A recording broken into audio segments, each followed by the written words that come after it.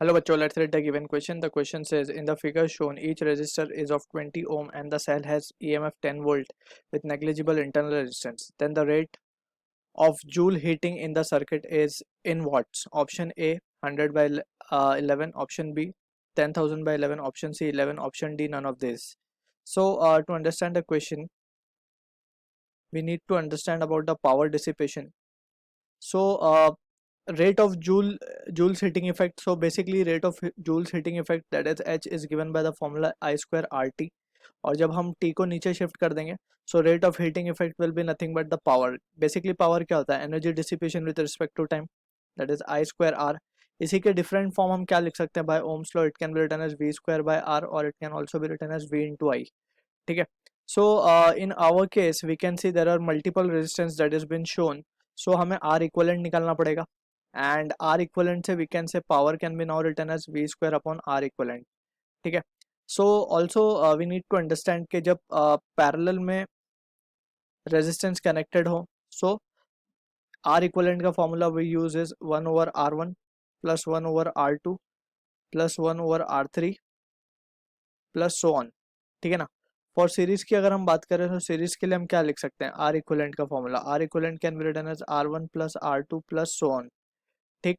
So from this we can say, हमें जो question में शोन है, we are first supposing all the resistance to be of value R, और finally हम value डालेंगे फिर 20R की जगह पे, राइट.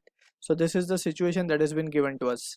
अब यहाँ पे हम देख सकते हैं क्लियरली कि राइट साइड में जो तीन रेजिस्टेंस है, ये तीनों, that is 1 2 and 3, all the three resistance are in parallel, right.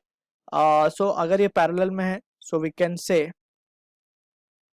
जो combination होगा इनका, that is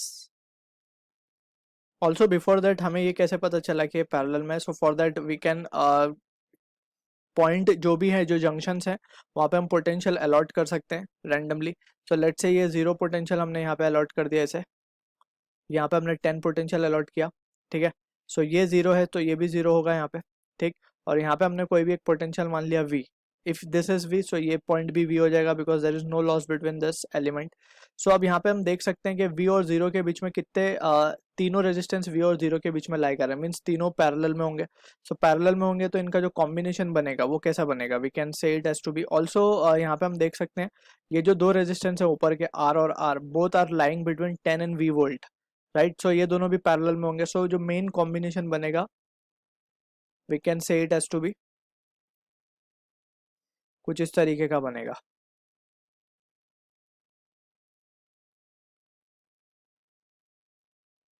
so this will be the case.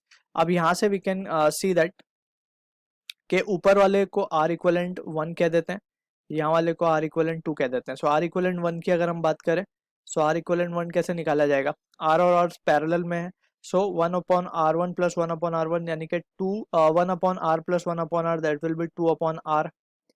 ठीक है ना. सो और ये आएगा 1 ओवर R इक्वलेंट, जो पैरेलल का formula that we will be using, R equivalent 1. So यहाँ से हम कह सकते हैं R equivalent 1 will be equals to R by 2, यानी कि 10 ओम. ठीक है ना. R हमें 20 गिवन है, सो 10 ओम आ जाएगा. सिमिलरली यहाँ पे हम इंस्टेड क्या लिख सकते हैं? 10 ओम. R इक्वलेंट 2 हम निकाल सकते हैं. R इक्वलेंट 2 क्या आ जाएगा? यहाँ पे तीन रेजिस्टेंस है, सो 3 अपॉन R आ जाएगा, है ना. 1 by R plus 1 by R plus 1 by R, 3 by R. या बेसिकली हम इसको डायरेक्टली अगर लिखें सो R बाई 3 हो जाएगा फ्लिप करने के बाद. ठीक. So from this we can say it will be 20 by 3 ohms. ठीक. सो ये भी मिल गया हमें. अब we have this value as R. अब यहाँ पे हम देख सकते हैं कि 10 और 20 by 3 again will be in series, और वो सीरीज में इस R के साथ पैरेलल में है. सो फाइनल जो कॉम्बिनेशन हमारे पास बनेगा वो बनेगा कुछ इस तरीके से.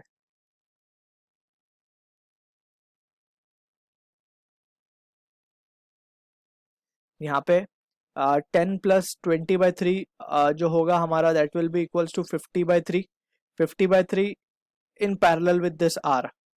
सो उसको हम क्या लिख सकेंगे? यहाँ पे हम निकाल लेते हैं R इक्वलेंट 3 कह देते हैं इसे. R इक्वलेंट 3 क्या होगा? दिस 10 और 20 बाई 3 तो हो जाएगा हमारा 50 बाई 3, राइट. 50 बाई 3 यानी कि 1 upon just we will use the formula 50/3 into R. R क्या है हमारा 20 है, डिवाइडेड बाय 50/3 प्लस 20. ये दो रेजिस्टेंस के कॉम्बिनेशन का फॉर्मूला है which we can directly use, that is R equivalent is R1 R2 upon R1 plus R2. So ये जो रिजल्ट आएगा हमारे पास that will be equals to 50 plus 60 110 divide by 3, sorry just it will be 1000/3,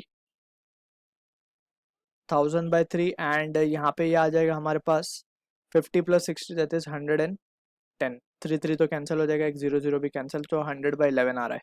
so this is coming out to be 100/11 and ये है हमारे पास 10. सो यहाँ पे हम क्या ढूंढ सकते हैं, we can have the value of this power, therefore power will be equals to v square that is 100 divided by R equivalent हमें मिला है 100/11. सो फाइनली जो आंसर आएगा 11 watt. So this is the answer to the question जो कि match होगा option C के साथ. I hope you understood the solution. All the best.